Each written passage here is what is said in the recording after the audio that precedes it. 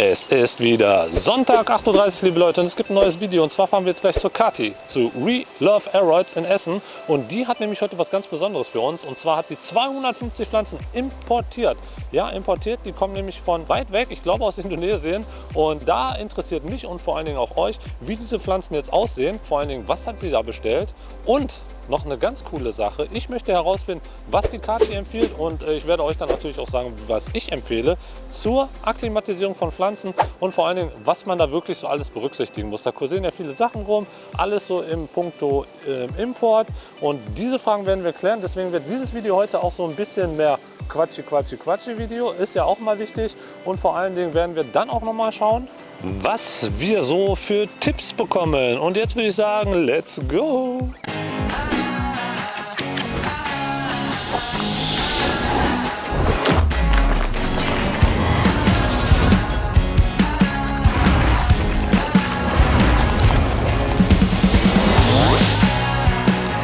So, wir sind endlich angekommen und hier wird schon kräftig ausgepackt. Da ist die Kathi von We Love Aroids und die Katrin. Hi. Die hilft heute mit. Ich weiß gar nicht, ob sie mit auf dem Bild ist. Ne, ich glaube nicht. Man sieht Aber trotzdem hallo. Ja, wir sind heute hier und hier sieht es auf jeden Fall schon richtig heftig aus. Viele Pflanzen, die hier mit auf dem Tisch liegen und auch teilweise schon verteilt sind auf die ganzen Kisten. Ja, 250 Pflanzen, richtig? Ungefähr, ja. Okay, 250 Pflanzen, und die sehen auch gar nicht mal so gut aus. Ich glaube, da hast du viel Arbeit, die jetzt noch entsprechend gut hinzukriegen, aber ich glaube, das ist so Tagesgeschäft, oder? Ja. Es ist halt selten so, dass irgendwas wirklich toll aussieht, wenn es ankommt. Kommt vielleicht auch ein bisschen auf die Spezies drauf an. Wir haben jetzt echt wenige Philodendren dabei. Die sind da eigentlich nicht so empfindlich.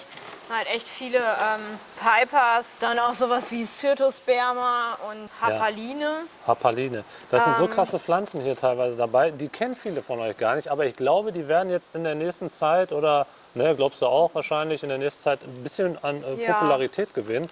Viele von euch, Alocasien klar, Phylos auch klar, Anthurien sind aber auch ein paar da. Rhaphidophora habe ich auch gesehen, sagt auch dem einen oder anderen was. Dann fängt es schon langsam an, so ein bisschen spezieller zu werden. Was sagst du für die nächste Zeit? Welche Pflanzen hast du so auf dem Schirm, die jetzt noch gar nicht so populär sind? Also es gibt ein paar neue Spezies. Was heißt neu? Sie sind nicht neu, aber nicht so wirklich etabliert. Nicht so etabliert in Deutschland oder ganz in Europa irgendwie. Also ja, einmal die Hapaline. Hapaline, wir nehmen das Ding mal hier ein bisschen weiter vor. Hapaline appendiculata oder Hapaline celtarix. Und dann haben wir hier auch noch Piper Batman. Ich glaube, die ist teilweise schon bei den einen oder anderen angekommen, weil die halt wirklich richtig cool aussieht. Aber auch nicht so einfach. Die sind halt echt schwierig zu importieren, weil die super empfindlich sind. Ja. Wir haben schon mal eine Ladung davon gekriegt und eine hat überlebt. Eine von? 15. Okay, das ist nicht so gut. Eine Zeit lang haben 3 gelebt, jetzt ist es nur noch eine. Ja. Aber wir wollten es noch mal versuchen. Ja, aber für Leute, die jetzt gerade das Video gucken und sagen, ey, finde ich cool, solche spezielleren Sachen zu haben, das ist jetzt wirklich nur ein Problem mit dem Import. Wenn man die einmal dann hat und sich bestellt, jetzt beispielsweise, die ist jetzt in den nächsten 6 Monaten irgendwann in deinem Laden und jemand möchte die jetzt bestellen, eine von den gerade genannten, dann sind das etablierte Pflanzen, die auch eigentlich mit unserem Klima relativ gut klarkommen sollten. Ja, wenn die einmal etabliert sind, sollte das gehen. Es ist halt echt nur, also mit 6 Monate ist optimistisch gerechnet. Okay. Kommt wirklich drauf an. Es kommt wirklich auch drauf an, wie groß die Pflanzen kommen, ob die gute Wurzeln haben. Ja. Also das kann die Zeit zum Akklimatisieren echt extrem verkürzen, wenn die einfach ein gutes Wurzelwerk haben oder eine bestimmte Größe. Ja. Und dann, diese eine Pflanze, die kriegt ihr auch nicht direkt nach dem Import, sondern die bekommt ihr erst teilweise ein Jahr später, ne? Je nachdem, wie schnell sie sich etablieren lässt. Also man kann echt sagen, wenn man die jetzt auch noch vermehren möchte oder in einer bestimmten Größe verkaufen möchte, so 6 bis 12 Monate eigentlich, bis man die verkaufen kann. Ja, das ist heftig. Weil viele denken sich einfach, ja gut, die Händler, die kaufen die Pflanzen mal eben lustig aus dem Ausland, lassen mal einen Flieger kommen, okay, da haben wir 200 neue Pflanzen, heute kommen sie an, heute Abend packe ich die noch alle schön in den Online-Shop und dann gehen sie schön wieder raus für einfach mal doppeltes Preises. So, aber so funktioniert es nicht. Nee. Okay, es gibt natürlich auch Pflanzen, die sind so ein bisschen robuster. Wir haben ja gerade schon mal gesagt, Philodendron. zum Ja, Beispiel. also viele Philodendronarten, wenn die vernünftig vom Verkäufer verpackt sind und gute Wurzeln haben und so, Ja. das kann man auch schneller verkaufen auf jeden Fall. Es kommt auch echt drauf an, wie der Verkäufer ist, ob die Ahnung haben, ob die vernünftig verpacken. Ne? Zum Beispiel dürfen die echt nicht zu nass sein. Ja.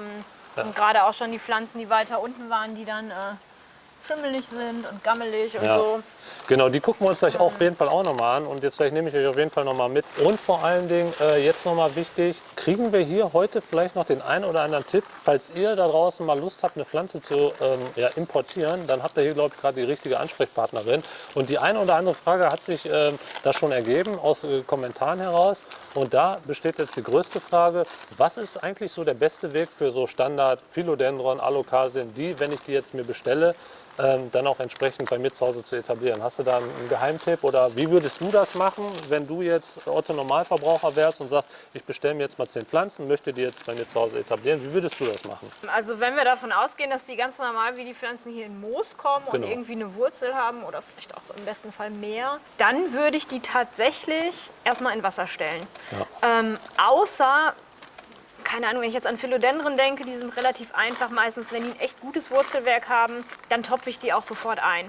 Weil dann gewöhnen sie sich am allerschnellsten wieder an das Klima, was sie auch vorher hatten. Ja. Wenn da jetzt nur eine dicke Luftwurzel ist, würde ich die erst wieder neu bewurzeln. Und leider ist die Qualität aus Indonesien, teilweise auch Thailand irgendwie so, dass die Verkäufer da einfach nur noch irgendwie einen Schnitt machen, da eine dicke Luftwurzel dran ist und dann muss man die tatsächlich erstmal, es ist halt so, als wenn du einen Steckling kriegst oder du kriegst ja quasi dann nur einen Steckling. Ja.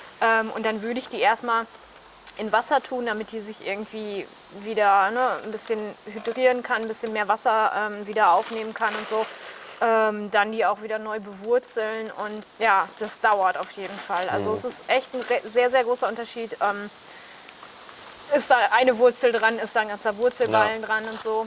Aber grundsätzlich, wenn die jetzt im Moos kommen, ein bisschen feucht und schon die eine oder andere Wurzel dran, erstmal ins Wasser stellen. Ja. Und dann erstmal neu bewurzeln lassen. Wenn es eine anständig etablierte Pflanze ist, mit einem ordentlichen Wurzelwerk und ich sage jetzt mal, die sieht vital aus, dann würdest du sie auch direkt in Erde eintopfen. Ja, und, auf jeden Fall. Ja. Es kommt natürlich, wenn man jetzt Privatperson ist, kommt natürlich ein bisschen auch darauf an, wie gerade die Temperaturen sind. Wir haben halt immer total gute Temperaturen in den Räumen. Wenn das gute Wurzeln hat, topfst du das ein und es wächst einfach. Wenn jetzt 20 Grad sind und in der Wohnung, dauert es vielleicht ein bisschen länger. Aber generell würde ich die alle erstmal neu bewurzeln. Ja. Oft, selbst wenn da eine große Luftwurzel oder so dran ist, oft stirbt das auch erstmal ab. Und da ist jetzt auch nochmal wichtig, glaube ich, zu wissen, wenn ihr da draußen Pflanzen bestellt, tatsächlich, wie jetzt hier beispielsweise in Indonesien, dann kann es auch schon mal sein, dass die Lieferzeit eurer Pflanzen dann ja 10 bis 14 Tage dauert. Das ist jetzt in diesem Fall nicht so. Wir werden später auflösen, wie lange diese Pflanzen tatsächlich unterwegs waren. Wenn ihr da schon mal einen Tipp abgeben wollt, geht mal unten in die Kommentare und schreibt einmal rein, was glaubt ihr, wie lang waren diese Pflanzen unterwegs? Und dafür nehme ich euch jetzt einmal kurz mit und mache mit euch ein paar Nahaufnahmen, damit ihr da auch ein bisschen besseres Bild habt. There's dirt on my hands, strong like a tree. There's roots where I stand. Oh, I've been running from the law. Hope they won't shoot me down soon.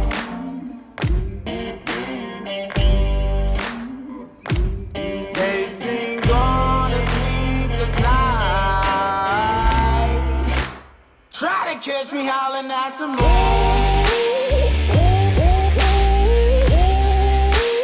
Try to catch me howling at the moon.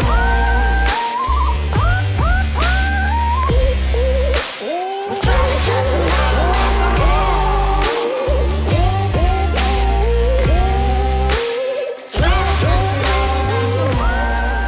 So, und jetzt haben wir uns gedacht, wir packen noch mal 4, glaube ich, 4 Pflänzchen zusammen aus, damit ihr auch was seht und nicht wundern, dass ich hier so aussehe wie ein behämmerter, keine Ahnung was. Aber jetzt könnt ihr zum Beispiel sehen, wie wir jetzt hier die Pflanzen auspacken. Ich check mal kurz. Ja, nimmt auf. Okay. Ja, würde ich sagen, nehmen wir uns die erste Pflanze. Fangen wir an mit, ja, schauen wir mal, was da drin ist. Überraschung. Überraschung. Ui, Eine Ja. traurige. das ist eine Alocasia nebula. ist Nebula das? wahrscheinlich. Ja, Baby-Nebula. Ja, wir haben auf jeden Fall gerade Nebulas gesehen, die wesentlich größer sind und wesentlich schöner. Aber das schon mal dazu. So, nächstes Päckchen. Ui, Skindapsus. sind, ja, definitiv. Irgendeine Art. Eigentlich Snake Scale. Ja, Ich kenne sie ein bisschen heller und mehr gepunktet, aber manchmal gibt es ja Variationen innerhalb Genau. der Spezies oder so. ja. Ja gut, und da musste man jetzt noch so ein bisschen Knotenkunde betreiben, um die dann... Wir lassen die jetzt mal. Wir lassen die, ja Müssen genau. gleich noch die Moosballen auspacken, dann sieht man auch Wie es so dann, gute Wurzeln, wie es Ja. untenrum aussieht, ja, genau. quasi. Und hier haben wir eine, die sieht auf jeden Fall besser aus. Fast Halfmoon. Ja, Eine Halfmoon. Halfmoon Makoritza Regal habe ich auch noch nicht gesehen. Das ist cool. Fast Halfmoon mit Neuaustrieb. Die sieht auf jeden Fall schön aus. Kann ich mal gucken. So, dann seht ihr das jetzt auch hier einmal. Also ein richtig schönes Blättchen. Und hier auch mit dem Neuaustrieb. Ja, Wurzeln kann man jetzt gerade schlecht was zu sagen, aber ich nehme mal an, sollte eigentlich. Ja, auspacken. Packen wir direkt mal aus, dann können wir uns die Wurzel direkt mal angucken. Sieht nicht ganz so vielversprechend aus. Ehrlich Das gesagt. heißt jetzt gleich, nachdem hier alles ausgepackt ist, geht es dann rein und dann wird alles nochmal aus dem Moos rausgeholt. Und Ja, ein paar haben wir paar. schon aus dem Moos rausgeholt. Da haben wir aber auch schon schönere ausgepackt heute. Dann, ui, Ui. hier seht ihr das nochmal. Ja. Also für den Shopbesitzer ist es nicht immer so das Erquickendste. wenn Aber man das kriegt man muss halt relativ Genau. vieles neu bewurzeln. Ja. Solange das hier fest ist und nicht gammelt, Ja. stellt man die in Wasser und dann kommen da wieder neue raus. Ja, also hier sieht man, also die Knolle, das Rhizom ist auf jeden Fall intakt. Aber wurzeltechnisch ist da jetzt nicht viel dran. Aber wenn man die jetzt entsprechend bewurzeln lässt, hat man da innerhalb von 3-4 Wochen wieder ein anständiges, oder? 3-4 Die Wochen. wachsen sehr schnell Ja. eigentlich. Ja. Ja. Okay. Und so, jetzt haben wir noch eine hier. Mal schauen, was wir da haben. Cyrtosperma, Makrotum, glaube ich tatsächlich. Ja. Ja gut, ein bisschen verdeutscht. Ne? Wie ist das, wenn die so ankommen mit so ein paar Knicken, die Pflanzen das wieder hinkriegen, so wieder relativ glatt Ja. zu werden nach einer gewissen Zeit? Ja, ist halt normal. Ich denke mal, da sterben eh noch 1, 2 Blätter ab. Muss man dann halt auf neue warten. Ja. Ja. Okay, ja, das waren jetzt auf jeden Fall die 4 Päckchen. Sehen so semi-gut aus, aber da waren jetzt auf jeden Fall Pflanzen dabei, die wesentlich besser aussahen. Und dann lösen wir mal auf, wie lange die Pflanzen tatsächlich unterwegs gewesen sind. So, liebe Leute, ihr seid mit Sicherheit genauso verwundert wie auch ich, dass hier teilweise wirklich ein paar Pflanzen nicht so gut aussehen, aber das ist tatsächlich das harte Geschäft einer Pflanzenshop-Besitzerin, oder? Ja. Ja. Ja. Es kann mal besser laufen, mal einfach. schlechter, ja? Ja. Also kommt halt echt stark auf die Qualität von den Pflanzen drauf an. Ja, und die Qualität, wo man dann halt bestellt. Ne? Also das ist jetzt ja eine indonesische Fracht gewesen. Das heißt, Indonesien, sagst du, eher erfahrungsgemäß bisschen schwieriger als... Also sind nur meine persönlichen Erfahrungen. Ne? Hat ja jeder auch da andere irgendwie Verkäufer oder andere Kontakte. Ja. Ich habe bessere Erfahrungen gemacht mit Pflanzen aus Thailand auf jeden Fall. Ja. Die sind einfach größer, haben bessere Wurzeln. Ja. Liegt wahrscheinlich auch ein bisschen daran, dass das in Indonesien ja auch alles so ein bisschen geboomt ist. Ich glaube auch lokal geht es da irgendwie richtig ab. Und ja, man merkt das so ein bisschen, es ist dann nur noch Masse anstatt Qualität. Die Pflanzen sind viel kleiner, mickriger, oft nicht gut bewurzelt und so. Ja. Okay, und jetzt hatten wir ja noch vorhin die Frage in den Raum gestellt, wie lange jetzt die Pflanzen tatsächlich unterwegs gewesen waren. In diesem Fall sagen wir gleich, normalerweise sind die wie lange unterwegs? Also mit dem Flugzeug brauchen die einen Tag. Wenn man die mit DHL importiert, brauchen die auch einen Tag, aber dann liegen sie halt beim Zoll eine Woche bis 2 Wochen rum. Ja. Man weiß halt nicht, wie lange sie eingepackt sind, weil bei den Verkäufern werden die manchmal ja auch schon 2 bis 3 Tage vorher eingepackt, weil die ihre ganzen Lieferungen und so da packen müssen. Ja. Ja. Okay, das heißt, die haben jetzt effektiv, jetzt ohne die Zeit jetzt mit eingerechnet, wie sie jetzt beim Händler lagen, waren die vom Abschicken bis jetzt hier auf dem Tisch wie lange unterwegs? Oder bis gestern, weil gestern Abend sind sie ja, glaube ich, angekommen. Genau, gestern Nacht haben wir sie geholt. Die wurden Montag abgeschickt. Warte mal, heute ist übrigens Donnerstag, also war gestern Mittwoch. Das heißt, Montag Ja, waren so 2 Tage, 2 Tage. ungefähr waren Ja. die unterwegs, genau. Okay, ja, 2 Ja. Tage. Geht auf jeden Fall klar, ne? Gut, jetzt weiß man natürlich nicht, wie lange die vorher lagen und natürlich, wie waren jetzt die klimatischen Bedingungen im Flugzeug und während der Zeit am Flughafen. Ne? Ja, also normalerweise kommen die halt mit Luftfracht, die halt speziell wirklich dafür gemacht Ja. ist. Also entweder die kommen mit den Tieren oder es gibt ja auch andere Ware, die irgendwie temperiert verschickt werden muss, weil in dem Luftraum hast du da oben irgendwie, keine Ahnung, minus 20 Grad oder irgendwie so. Also auf jeden Fall sehr kalt. Ja, Und wenn die am Flughafen ankommen, wenn man da die richtigen Ansprechpartner hat und so, werden die auch direkt in die richtigen Räume gelagert, wo die halt dann bei entsprechenden Temperaturen gelagert werden. so jetzt gibt es tatsächlich auch noch Leute unter euch, die sagen, oh, ich habe mal Interesse auch mal vielleicht in Indonesien oder in Thailand oder sonst wo zu bestellen. Und ja, ich denke mir dann jedes Mal, ist es wirklich heutzutage noch so sinnvoll, Pflanzen jetzt wirklich zu importieren? Gerade, ich sag mal, bei so typischen Händlern, die man jetzt auf Facebook beispielsweise sieht, wo man dann hin und wieder mal in Gruppen sieht, wie die Leute da Aufruf starten, ja, ihr könnt jetzt bei mir Pflanzen kaufen oder über Instagram. Und da weiß ich halt immer nicht, wie zuverlässig und vertrauensvoll das ist, aber das ist nochmal eine andere Sache. Und zum anderen ist es dann nochmal wirklich eine Frage, ist es denn wirklich so lukrativ? Wie siehst du das? Ich gehe jetzt auf irgendeinem Portal und sage, ich kaufe jetzt meine Pflanzen oder ich bestelle meine Pflanzen jetzt in Indonesien. Wie ist deine Meinung dazu? Also erstmal muss es jeder für sich selber wissen.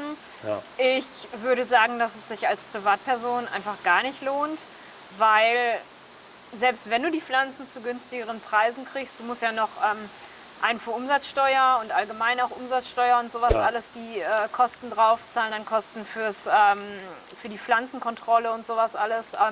Dann muss man schon extrem gute Preise haben oder wann es sich halt auch lohnt ist, wenn man jetzt wirklich einen Händler hat, der irgendeine Pflanze, Spezies, irgendwas anbietet, was in Europa oder irgendwie hier auf dem Markt echt schwierig zu bekommen ist. Ja. Dann würde ich sagen, lohnt es sich.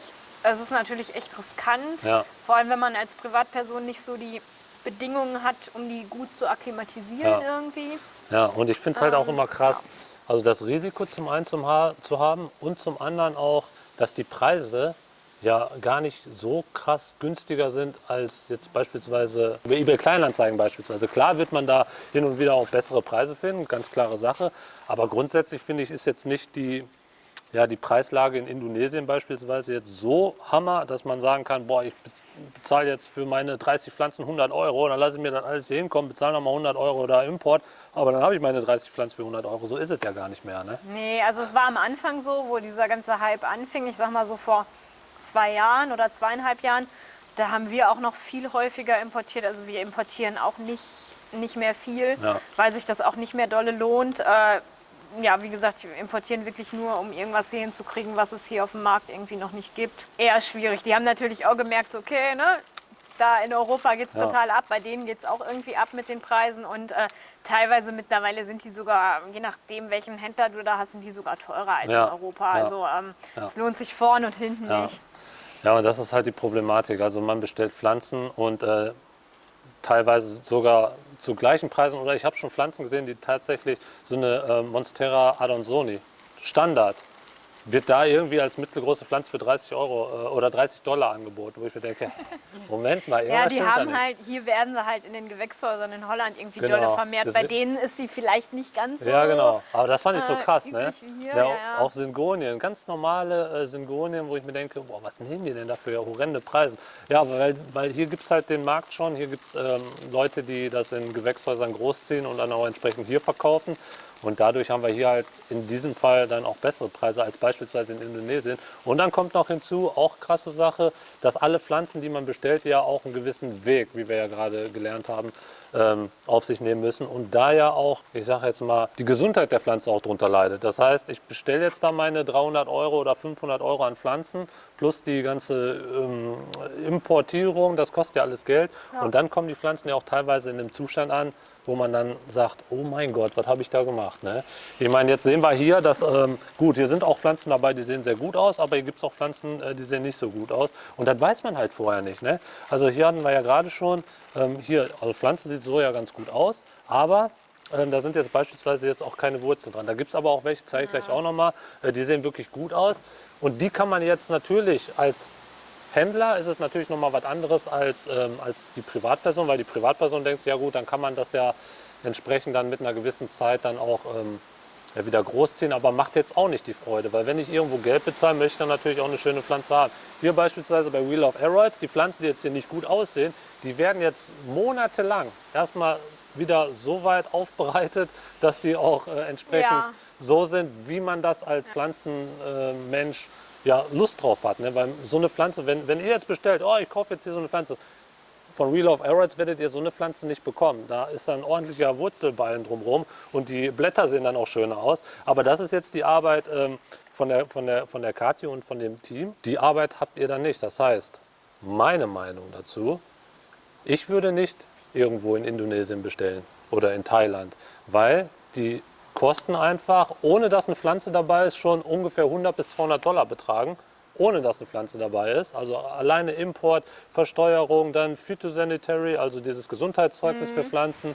Und dann könnt ihr erstmal überlegen, welche Pflanzen nehme ich denn. Und wenn er dann zum Beispiel eine Monstera Adansonii da bestellt, dann bezahlt er für die sogar 30 Euro. Gut, es wird auch noch Pflanzen geben, die da günstiger sind, das ist jetzt ein blödes Beispiel, aber dann wisst ihr immer noch nicht, in welchem Zustand die bei euch ankommen. Und deswegen ist meine Meinung dazu, so mittel. Man riskiert halt recht viel. Ne? Also wie gesagt, wenn du da wirklich eine Pflanze hast, die es in Europa gar nicht gibt und die ist es dir wert und dir ist das Risiko irgendwie bewusst, ne, dann kann man es auf jeden Fall machen. Ja. Aber ansonsten, man muss immer mit einer Ausfallquote rechnen. Egal wie gut die Qualität ist, man hat immer ein paar Pflanzen, die irgendwie sterben. Ja.